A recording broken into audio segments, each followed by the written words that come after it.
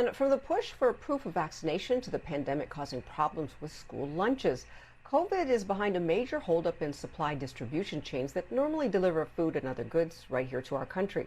As a result, the scramble is on now to get healthy meals to our children who are, of course, now back in school. Well, joining me now is Dr. Brandi Freeman, Assistant Professor of Pediatrics at the University of Colorado School of Medicine. Thanks so much for joining us, Doctor.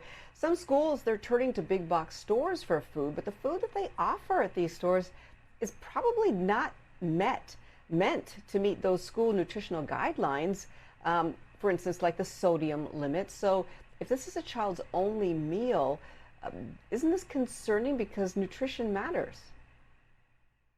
You are exactly right. This is one of the things I think is an unexpected, unintended consequence of this pandemic that, for me as a pediatrician, is one of the scariest things.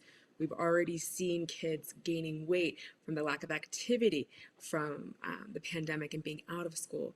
And so now, for many kids, their school breakfast or school lunch can be their most important, if not only meal of the day. It's a really scary thought that nutrition can be at risk in the school setting. Yeah, and we always want our kids to be healthy and give them nutritious meals, but we don't really sit there and think about it really in depth. So tell us how the nutritional value impacts a child's overall health. Definitely. So when we think of a healthy diet, or for an adult, for a child, we want things that are going to be balanced, having multiple food groups, our fruits, our vegetables, being low in sodium.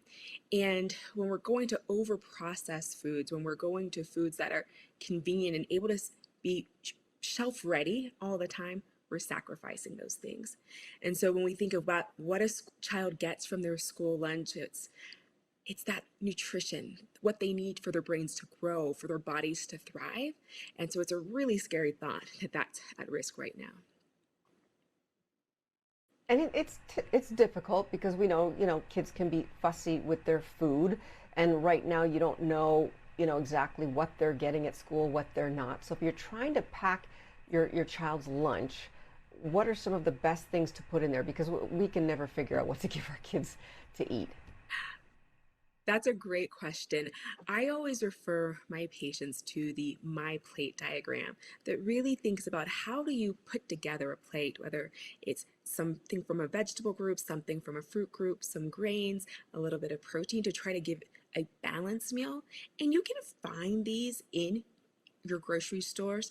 I know things are a little bit harder to find right now, but making sure you're looking at nutrition labels, at sugar content, sodium content, those are going to be the things you're going to want to look at to make sure you're planning a healthy meal for your child. Okay, I gotta be honest, that overwhelms me. Can you give me some examples, some simple examples of actual things? Because Sure. honestly, going through the store and reading all those labels, first of all, I can't even see them. They're written like this big. I'm trying to get through the grocery store. What examples do you have?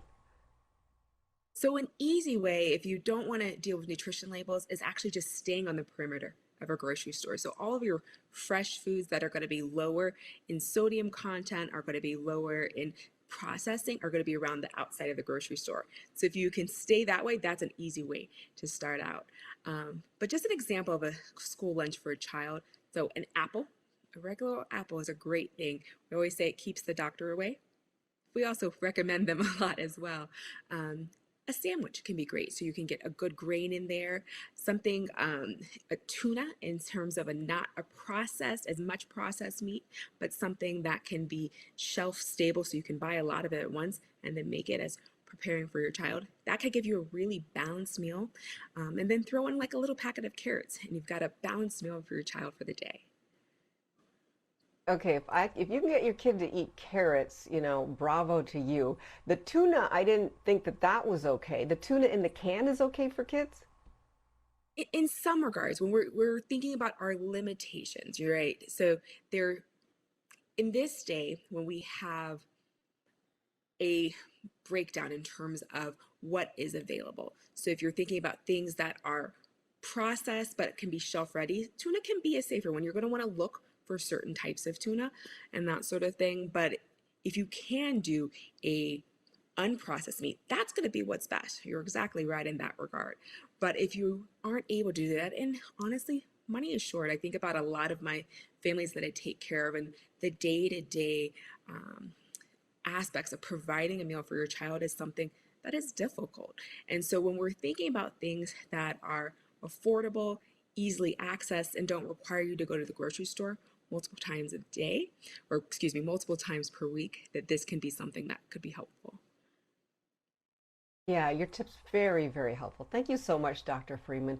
We appreciate you joining us here on BNC. Take care. And coming up next on BNC, we're talking basketball. COVID has NBA players courting controversy, and it's all